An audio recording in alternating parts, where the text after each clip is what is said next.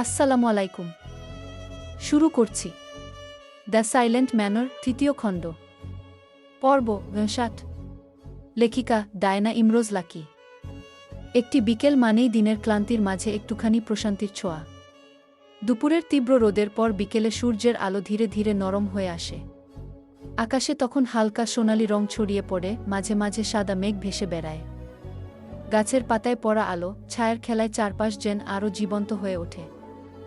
গ্রামের বিকেল হলে দেখা যায় খোলা মাঠে শিশুদের হাসি খেলা। কেউ ক্রিকেট খেলছে, কেউ বা ঘুড়ি ওড়াচ্ছে। পুকুর পাড়ে কয়েকজন বসে গল্প করছে, আবার কেউ মাছ ধরার জাল গুছিয়ে নিচ্ছে।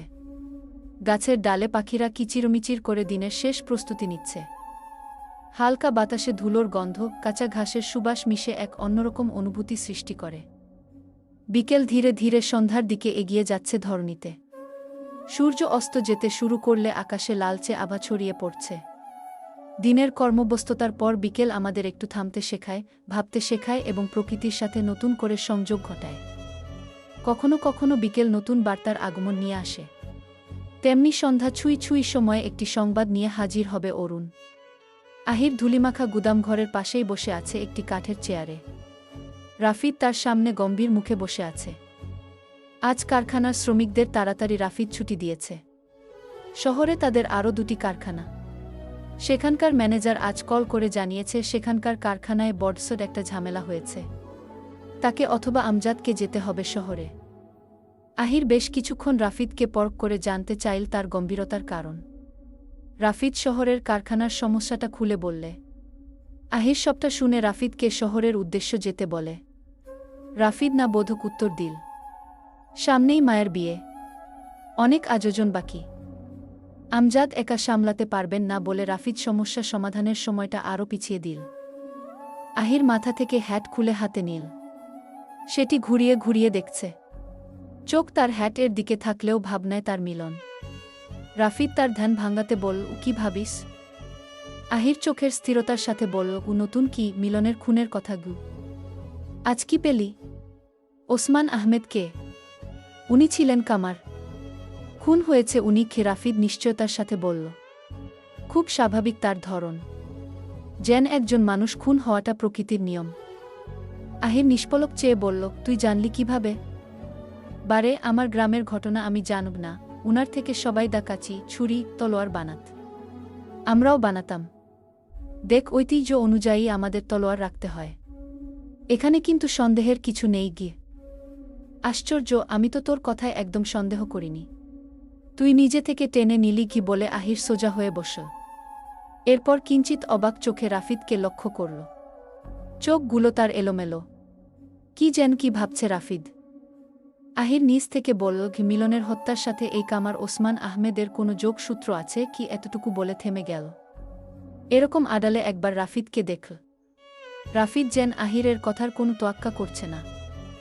আহির রাফিদকে বলল, আচ্ছা, ওসমান আহমেদ কবে মারা যান এবং কিভাবে মেরেছে আর কোন জায়গায়? রাফিদ ভেবে জবাব দিল, প্রায় 6 মাস আগে। তাকেও কেউ ছুরির আঘাতে মেরেছিল। রাতে আমাদের বাড়ির পথে ফিরতেই পাশের ক্ষেতে উনার লাশ পাওয়া গিয়েছিল। আহির এবার গভীর ভাবনায় ডুব দিল। চেয়ারে হেলে বসে। সন্ধ্যার আধারের থেকেও যেন তার ভাবনা বেশ জটিল হল। দোকানি থেকে একটা ছোট বাচ্চা 2 কাপ চা এনে তাদের দিল। আহির কিছুক্ষণ হয় চেয়েছিল চা। চায়ে চুমুক দেয়া আহির। চা ভালো লাগছে না, চিনি কম, পর্যাপ্ত জল পায়নি, জলে পানসে লাগছে। তবু সে কেন খাইছে জানে না। চায়ে চুমুক দেওয়ার সাথে সাথে চোখ তুলে বারবার রাফিদকে দেখল। উদাস দেখাচ্ছে তাকে। আহির তার কারণ জানতে আগ্রহী নয়। সে ঘুরে ফিরে মিলনকে নিয়ে ভাবছে। আগামী 24 থেকে 72 ঘণ্টার মধ্যে মিলন হত্যার রহস্য উন্মোচন করবে ভেবে সে নিজের কাছে নিজেই যেন প্রতিজ্ঞা করল। চা পান করা শেষ করল আহির। তাৎক্ষণিক তাদের পেছন দিক থেকে একটি গাড়ির হর্ন ভেসে আসল। Austin A40। অরুণ এসেছে। গাড়ি থামিয়ে ব্যস্ত পায়ে নেমে আহিরের সামনে গিয়ে সালাম দিল। মুখে আলোকিত হাসি তার। আহির বলল, এত হাসি, মনে হচ্ছে কেস সমাধান করে ফেলেছ। না স্যার, তবে সমাধান এর খুব কাছে গু। কিভাবে? আহির ভ্রুকুচকে জিজ্ঞেস করল। অরুণ দাঁত কেলিয়ে হেসে বিনা অনুমতিতে আহিরের পাশের চেয়ারে বসে। স্যার, আপনি যে ছুরির কথা বলেছেন আর সেখানে জিএস লেখা, আমি এর অর্থ বের করেছি বলে আবার হাসল অরুণ। অরুণের হাসির কারণ আহির ধরতে পারল না। এত সাধারণ বিষয়ে কিভাবে হাসতে পারে? কি কারণ? স্যার, জিএস মানে ঘোস্ট সোলডিয়ার, অর্থাৎ অশরীরী সৈনিক। অরুণের মুখে কথাটি শুনে আহির হায় শব্দে মাথায় হাত দিল। এরপর বলল, তুমি এটা বলতে সেই কলকাতা থেকে আলিমনগর চলে এসেছ? আমি ভেবেছি কেস সমাধান। অরুণ হেসে বল, কেন স্যার, সমাধান হয়নি? গর্দব এর মতো শোনাল অরুণের প্রশ্ন এবং অভিব্যক্তি দেখে তাই মনে হচ্ছে তাকে। অথচ সে দিব্যি তরতাজা, পরিপাটি সাহেব একটা ভাবসাব নিয়ে বসে আছে। আজকের তার অভিব্যক্তির সাথে বোকাসোকা চলনটা ঠিক গেল না। বয়সও কম নয়, 28 ছুঁই ছুঁই। রাফিদ অরুণকে উদ্দেশ্য করে বলল, অরুণ, তুমি আবার কারো প্রেমে টেমে পড়লে না তো? না মানে, কেউ যদি প্রেমে পড়ে তবেই সে উন্মাদ হয় আর সবকিছু গুলিয়ে ফেলে। আজকে তোমাকে দেখেও তাই মনে হচ্ছে গি। অরুণ যেন বেশ লজ্জায় পড়ল। অরুণ বরাবরই লাজুক। কোনো মেয়ের সামনে আজ অবধি মাথা তুলে কথা বলেনি, বলতে পারে না। আহিরের চেম্বারে কখনো কোনো মেয়েরা কেস নিয়ে আসলে অরুণ বিচলিত হয়ে যায়। সে কোনো দিকে যাবে ঠিক যেন বুঝতে পারে না। অরুণের এরকম কাণ্ডে আহির বিরক্ত নয়, বরং আনন্দ পায়। অরুণ বলল, আমার কোনো পছন্দের মানুষ নেই। আমার দ্বারা কখনো প্রেম ভালোবাসা হবে না গি। আহির প্রসঙ্গ পাল্টে বলল, চল বাড়ি ফিরে যাই। মীর আজকে আমার সাথে মিথ্যা বলল। ও নাকি আবার তদন্ত করবে। যখনই তোর বোনকে দেখল পথে, অমনি পথ ঘুরে চলে গেল আমায় একলা ফেলে, বল রাফিদের দিকে তাকিয়ে। অরুণ বলল, স্যার, রাত হয়ে যাচ্ছে, আমি কি একা এখন শহরে ফিরব? যদি কোনো জন্তু জানোয়ার আমাকে আক্রমণ করে? তোমাকে দেখে যদি কোনো জন্তুর খিদে পায়, তবে আক্রমণ করতেই পারে বলে আহির উঠে গাড়ির দিকে এগোল। অরুণ হাঁ করে আহিরের দিকে তাকিয়ে থাকল। রাফিদ ঠোঁট চেপে হাসলে। মায়া তার ঘরের এক কোণে বসে আছে। কিছুক্ষণ গুনগুন করে গান গাইছিল বেসুরে। তৃষ্ণা এসে জিজ্ঞেস করে গিয়েছে কিছু লাগবে কিনা। মায়া মাথা নেড়ে জবাব দিয়েছিল না। ছোট্টবেলার কথা ভীষণ মনে পড়ছে। মা, বাবা, ভাই, দাদি সবার সাথে কাটানো মুহূর্তগুলো ভীষণ মনে পড়ছে। সবকিছু ছেড়ে তাকে চিরজীবনের জন্য অন্যর পরিচয় বহন করে চলে যেতে হবে দূর দেশে। স্মৃতির আঙিনা ও এক অচেনা গন্তব্য ধরে। ঘরের কোণে আধো অন্ধকারে বসে আছে মায়া। চারপাশের পরিচিত দেয়ালগুলো আজ যেন বড্ড বেশি আপন হয়ে ধরা দিচ্ছে, অথচ এই ঘরটাই কদিন পর তার জন্য পরের বাড়ি হয়ে যাবে। তার ঠোঁটের কোণে বিষণ্ণ এক সুর একটু আগে গুনগুন করে গান গাইছিল, তা কোনো রাগপ্রধান গান নয়, বরং বুকের ভেতর জমে থাকা কান্নার এক সুরহীন বহিঃপ্রকাশ। তৃষ্ণা যখন এসে জিজ্ঞেস করল কিছু লাগবে কি না, মায়া শুধু যান্ত্রিকভাবে মাথা নেড়ে না বলেছে। আসলে তার যা প্রয়োজন তা তৃষ্ণা বা অন্য কেউ দিতে পারবে না। তার প্রয়োজন মীরকে, তার ভালোবাসা, তার বেঁচে থাকার এবং খুশির সেই কারণকে। স্মৃতির মিছিলে শৈশব ভেসে উঠছে, কখনো তার চোখের সামনে সিনেমার ফ্রেমের মতো ভেসে উঠছে ছোটবেলার দিনগুলো। মনে পড়ছে বাবার সেই শাসনমাখা স্নেহ, মায়ের আঁচলের সেই পরিচিত গন্ধ যা নাকে গেলেই সব ভয় দূর হয়ে যেত। ভাইটার সাথে তুচ্ছ কারণে ঝগড়া করা, আবার বিকেলের নাস্তায় ভাগ বসানো, এই ছোট ছোট মুহূর্তগুলোই যে তার জীবনের শ্রেষ্ঠ সঞ্চয় ছিল, তা সে আজ হারে হারে টের পাচ্ছে। দাদির পানের বাটার সেই সুবাস আর রূপকথার গল্পগুলো যেন ঘরের বাতাসে এখনও ভাসছে। এই বাড়ি, এই উঠোন, জানালার পাশের ওই কৃষ্ণচূড়া গাছ, প্রতিটি জড় বস্তুর সাথে মায়ার প্রাণের সখ্য। অস্তিত্বের সংকট ও নতুন পরিচয় যেন। বিয়ের পিঁড়িতে বসা মানে শুধু এক ঘর থেকে অন্য ঘরে যাওয়া নয়, মায়ের কাছে এটি নিজের অস্তিত্ব বিসর্জন দেওয়ার মতো। চিরকাল যে পরিচয়ে সে বড় হয়েছে, যে নামে এই পাড়ায় পরিচিত ছিল, হঠাৎ করেই তা বদলে যাবে। এখন থেকে তাকে বহন করতে হবে অন্য একজনের পরিচয়, অন্য এক বংশের নাম। নিজের শিকড় উপরে অন্য কোনো দেশে, অচেনা পরিবেশে নিজেকে মানিয়ে নেওয়ার চিন্তা তাকে আষ্টেপৃষ্ঠে জড়িয়ে ধরছে। দূর দেশে পাড়ি জমানোর এই কঠিন বাস্তবতায় মায়া নিজেকে বড্ড একা অনুভব করছে। সেখানকার আকাশ কি একই রকম নীল হবে? সেখানকার বাতাস কি মায়ের হাতের স্পর্শের মতো স্নিগ্ধ হবে? এই প্রশ্নগুলো তাকে কুরে কুরে খাচ্ছে। সে জানে এটাই পৃথিবীর নিয়ম, এটাই জীবনের রীতিনীতি। তবুও বুকের পাজরে এক তীব্র মোচড় অনুভূত হয়। এক নিমেষেই পর হয়ে যাওয়া এই যে দীর্ঘ পথচলা, তার ভার মায়ার মতো অল্প বয়সী এক তরুণীর কাছে পাহাড়ের মতো ভারী মনে হচ্ছে। মায়া জানালা দিয়ে বাইরের অন্ধকারের দিকে তাকায়। তার চোখের কোণে জমে থাকা জলটা টপ করে গড়িয়ে পড়ল। এই জল শুধু বিচ্ছেদের নয়, এই জল নিজের প্রিয় সত্তাকে বিসর্জন দেওয়ার। স্মৃতির এই অলিগলি পেরিয়ে তাকে যেতেই হবে। হৃদয়ের মণিকোঠায় শৈশবের সেই অম্লিন দিনগুলো সে সারাজীবন যত্নে লালন করবে। হবু শ্বশুর বাড়ি শহরে। শহরের সেই যান্ত্রিক জীবনের মাঝেও হয়তো কোনো একদিন গুনগুন করে গেয়ে উঠবে সেই একই সুর, যা আজ এই নিঝুম সন্ধ্যায় তার ঘরের কোণে প্রতিধ্বনিত হচ্ছে। জানালা থেকে শো শো শব্দে দমকা হাওয়া আসছে। শীতল ভেজা পরিবেশের থেকেও যেন মায়ের মনটা তীব্র পরিমাণে শীতল আর স্তব্ধ হয়ে আছে। তার আজকের মন খারাপের পেছনে শুধুমাত্র একজন দায়ী। মীর। মীরকে দায়ী করে আবার ভাবে, সে তো মীরকে মুখ ফুটে ভালোবাসি কথাটি অবধি বলেনি। বলা উচিত, ভাবে, নিজেকে একা একা প্রশ্ন করে। খানিকক্ষণেই মনে পড়ে মীরের মনে যে অন্য কেউ। মীর অন্য কাউকে ভালোবাসে, আমি যাকে ভালোবাসি সে অন্য কাউকে ভালোবাসে। পৃথিবীতে বোধহয় বিশ্রীদায়ক ভাবনাই এটা। পৃথিবীতে হয়তো বুকে জমা চরম যন্ত্রণা এটাই। মায়া চোখের জল মুছে ফেল। ঘরের মধ্যে পায়চারি করছে। বালিশের উপর আদ্রিয়ান এর দেয়া চিঠি দুটো। একটা পড়েছে, অন্যটি এখনো খুলে দেখেনি। আগ্রহ পাচ্ছে না মায়া। ছিঁড়ে ফেলতে চেয়েছিল, তবু আবার কি যেন কি ভেবে ছিঁড়ল না। বিয়ের পর লোকটি যদি জিজ্ঞেস করে আমার দেয়া প্রথম চিঠি কোথায় ফেলে দিয়েছে। কিন্তু কেন? বিয়েতে রাজি ছিলে না, তবু বিয়ে করলে কেন? মায়া আর কিছু ভাবতে পারল না। এরকম পরিস্থিতি তৈরি হলে নির্ঘাত তার বাবার মাথা নিচু হবে। সে তা কখনোই চায় না। দরজায় টোকা পড়ল। মায়া একবার ঘড়ির দিকে তাকাল। সময় এখন ঠিক 9টা। এমন সময় শেফালি হয়তো রাতে খাওয়ার জন্য ডাকতে এসেছে। মন খারাপের শুকনো মুখটি কাউকে দেখাবে না ভেবে নিজেকে স্বচ্ছ করল।